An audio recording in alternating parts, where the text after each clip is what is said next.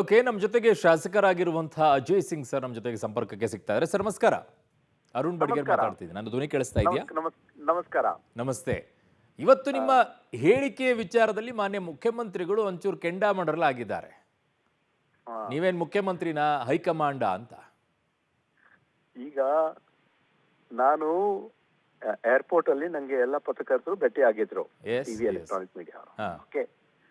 ಅವರು ನನಗೆ ಸ್ಪಷ್ಟವಾಗಿ ಕೇಳಿದ್ದು ಹ್ಮ್ ಕ್ಯಾಬಿನೆಟ್ ಎಕ್ಸ್ಪ್ಯಾನ್ಷನ್ ಆಗ್ತದೆ, ಯಾವಾಗ ಆಗ್ತದೆ ಅಂತ ಕೇಳಿದ್ರು. ಹ್ಮ್ ಹ್ಮ್ ಮುಖ್ಯಮಂತ್ರಿ ಅವರು ಹೇಳಿದ್ದಾರೆ ಹ್ಮ್ ಡೆಲ್ಲಿಯಲ್ಲಿ ಅದು ಡಿಸೆಂಬರ್ ಅಧಿವೇಶನ ಮೇಲ್ ನಂತರ ಆಗಬಹುದು, ಇಲ್ಲಾಂದ್ರೆ ಜನವರಿಯಲ್ಲಿ ಆಗ್ಬಹುದು, ಇಲ್ಲಾಂದ್ರೆ ಫೆಬ್ರವರಿ ಆಗ್ಬಹುದು ಅಂತ ಹೇಳಿದೆ ಸ್ಪಷ್ಟವಾಗಿ. ಹ್ಮ್ ಹ್ಮ್ ನಾನು ಚೀಫ್ ಮಿನಿಸ್ಟರ್ ಬದಲಾವಣೆ ಬಗ್ಗೆ ಆಗ್ಲಿ ಆ ವಿಷಯ ಬಗ್ಗೆ ಆಗ್ಲಿ ನಾನು ಮಾತಾಡಿಲ್ಲ. ನಾನು ಹೇಳಿದೆ ಓಕೆ. ಮಾನ್ಯ ಮುಖ್ಯಮಂತ್ರಿ ಅವರು ಉಪಮುಖ್ಯಮಂತ್ರಿ ಅವರು ಒಂದು ಜಾಯಿಂಟ್ ಪ್ರೆಸ್ ಕಾನ್ಫರೆನ್ಸ್ ಮಾಡಿದ್ದಾರೆ, ಹ್ಮ್ ಪತ್ರಿಕಾಗೋಷ್ಠಿಯನ್ನು ಮಾಡಿದ್ದಾರೆ. ಅದರಲ್ಲಿ ಸ್ಪಷ್ಟವಾಗಿ ಹೇಳಿದ್ದಾರೆ ಹಾ.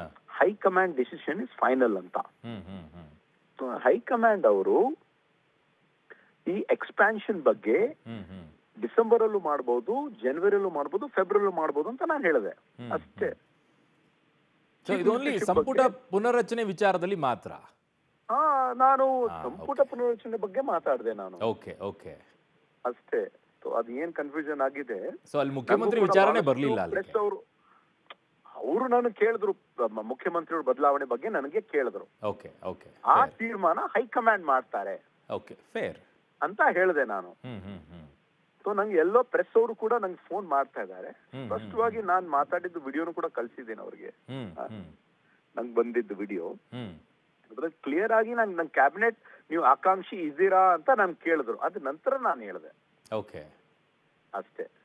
ಓಕೆ. ಸೊ ಇಲ್ಲಿ ಇಲ್ಲಿ ಯಾವುದೇ ರೀತಿಯಾಗಿ ಮುಖ್ಯಮಂತ್ರಿ ಬದಲಾವಣೆ ಆಗಿರ್ಬೋದು, ಆ ನಿಟ್ಟಿನಲ್ಲಿ ಹೈಕಮಾಂಡ್ ಡಿಸಿಷನ್ ಆಗಿರ್ಬೋದು, ಇದೇನು ದೊಡ್ಡ ಮಟ್ಟದಲ್ಲಿ ಚರ್ಚೆ ಆಗಿಲ್ಲ ಅಲ್ಲಿ. ಬರೀ ಮಾತನಾಡಿದ್ದು ನೀವು ಕ್ಯಾಬಿನೆಟ್ ರಿಷಫಲ್ ಬಗ್ಗೆ ಮಾತಾಡಿ. ಕ್ಯಾಬಿನೆಟ್ ರಿಷಫಲ್ ಬಗ್ಗೆ ನಾನು ಹೇಳಿದ್ದೆ. Fair, very fair, very fair. Okay okay. But ಏನಾಗ್ಬಿಡುತ್ತೆ ಈ ಸಂದರ್ಭದಲ್ಲಿ, ಅದು ಒಂದಕ್ಕೊಂದು ಬೇರೆ ಬೇರೆ ರೀತಿ ಅಂತ ಚರ್ಚೆಗೆ ಅವಕಾಶ ಆಗ್ಬಿಡುತ್ತೆ. ಹೌದು, ಅವ್ರು ಕೇಳಿದ್ರು. ಅಲ್ಲ, ಸಿಎಂ ಅವ್ರ ಬದಲಾವಣೆ ಬಗ್ಗೆ ಆಗ್ಲಿ ಇನ್ನೊಂದು ವಿಷಯ ಬಗ್ಗೆ ಆಗ್ಲಿ ನಾವು ಎಂದು ಮಾತಾಡಕ್ ಹೋಗಿಲ್ಲ. ಹಾ ಹಾ ಹಾ ಅದು ತೀರ್ಮಾನ ತಗೊಳ್ಳೋದು ನಮ್ಮ ಪಾರ್ಟಿ ಹೈಕಮಾಂಡ್. ಓಕೆ. ಸೊ ಅವರೇ ಮನೆ ಮುಖ್ಯಮಂತ್ರಿ ಉಪಮುಖ್ಯಮಂತ್ರಿನೇ ಹೇಳಿದ್ದಾರೆ ಹೈಕಮಾಂಡ್ ಇಸ್ ಸುಪ್ರೀಂ ಅಂತ ಹೌದು ಹೇಳಿದ್ದಾರೆ. ಹೌದು. That's all. ಇವಾಗ ಕ್ಯಾಬಿನೆಟ್ ರಿಷಫಲ್ ಮಾಡೋದನ್ನು ಹೈಕಮಾಂಡ್ ಸಿಎಂ ಡಿಸಿಎಂ ಕೂಡ ಮಾಡ್ತಾರೆ. ಹಾ ಹಾ. ಅದ್ರ ಬಗ್ಗೆ ನಾವು ಮಾತಾಡಿದ್ದು ಬೇರೆ ಬಟ್ ಈ ಬೆಳವಣಿಗೆ ಆದ್ಮೇಲೆ ಏನಾದರೂ ಮುಖ್ಯಮಂತ್ರಿ ಕಚೇರಿಯಿಂದ ಫೋನ್ ಅದು ಬರೋದಾಯ್ತಾ? ಏನಿಲ್ಲ, ಏನು ಕಾಲ್ಸ್ ಬಂದಿಲ್ಲ, ಏನು ಹೇಳಿಲ್ಲ. ಏನು ಇಲ್ಲ. ನಾನು ನಮ್ಮ ಕ್ಷೇತ್ರಕ್ಕೆ ನಾನು ಹೋಗ್ತಾ ಇದ್ದೆ Okay, ಏರ್ಪೋರ್ಟ್ ಅಲ್ಲಿ. ಸೊ ಅಂತ ಒಂದು ಸಂದರ್ಭದಲ್ಲಿ ಅವ್ರು ಭೇಟಿ ಆದಾಗ ಅವ್ರು ಕೇಳಿದ್ರು. ಹಾ.